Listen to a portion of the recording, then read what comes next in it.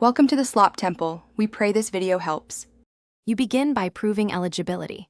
You must be a public figure, brand, or publisher with consistent presence across platforms. Upload a valid government ID or official business registration so Facebook can verify identity quickly. Once done, collect 3 or more authoritative links, press, interviews, or major profiles, and export follower and engagement metrics as screenshots or CSVs.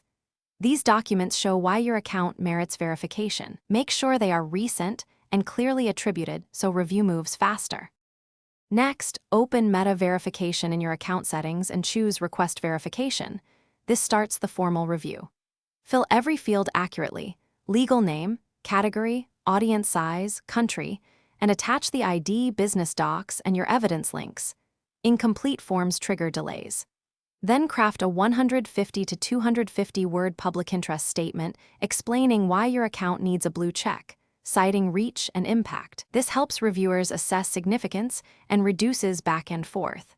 Submit and note the confirmation ID for follow-up.